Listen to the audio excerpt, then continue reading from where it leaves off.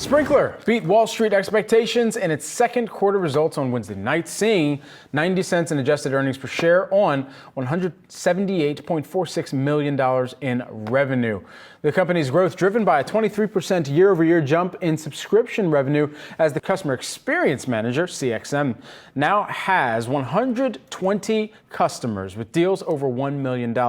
Now they look to grow in the artificial intelligence space with an expanded partnership with Google. Joining us now is Sprinklr CEO and founder Ragy Thomas. Ragy, great to see you of these results from the most recent quarter, plus the partnership with Google. First and foremost, let's talk about the quarter. Any catalysts specifically that kind of stand out to you? Subscription was one of those areas that was mentioned on the call. Well, Brad, good to be back and good to see you again. We had a lovely quarter by any metric, beat across the board, especially proud of the 12% non-GAAP operating margin that we posted. And that's for a company of our scale and growth. That's something that we were looking forward to. Right, and Ragy, where do you see the sort of biggest opportunity going forward here, especially in an environment where we have seen, some discretion, if you will, on the part of business spending? But Julie, first let me just, for the benefit of the viewers, set the context. We provide a platform for large global companies to do everything from customer service to advertising and reach, engage, and listen to customers across any channel. We are in the front office software category, and that's a category that's going through massive transformation. And every company is focused on digital transformation. Every company is focused on customer experience and improving it, and we're an essential part of it. We've got three trends that are helping us on a macro basis. The first one is that all companies that we know of are looking to unify their tech infrastructure. Most companies have tons of point solutions, and it's so much better when they don't have to do 10, 15, 20 RFPs. And we're quickly emerging as the third or fourth large platform in the front office. That's number one. Number two, our focus and our approach to customer service, and we are a disruptor in the CCaaS space.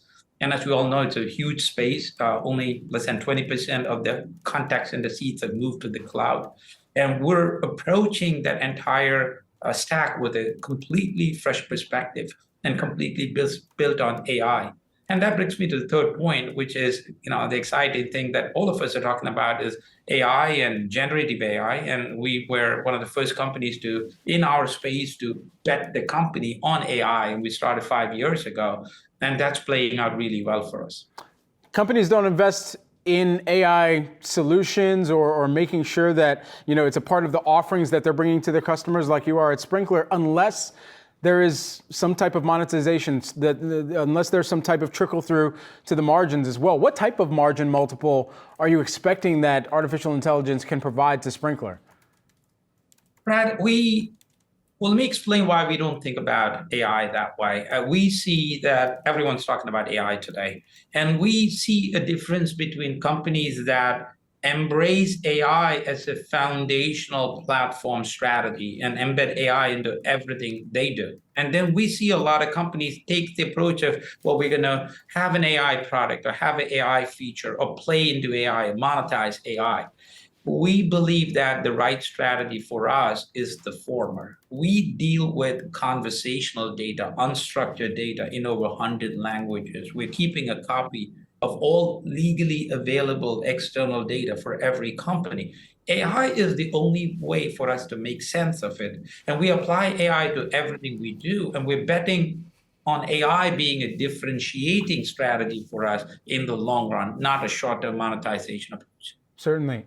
Ragy, just lastly, while we have you here as well, you mentioned the advertising component that so many of your customers rely on Sprinklr for and running campaigns, tracking the effectiveness of those campaigns and across social media entities. One of those social media entities has changed pretty profoundly and under new ownership in Twitter, or now formerly Twitter as X. Have you seen any kind of massive shift in how customers are running campaigns on Twitter, or even, engaging or running many of their campaigns on X?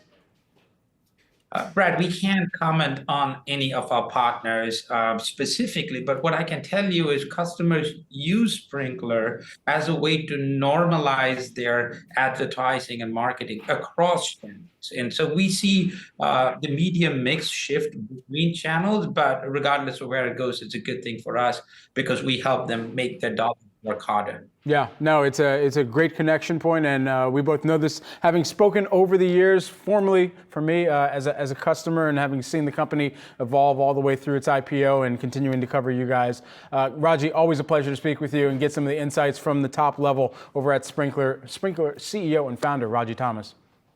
Thank you, Brad.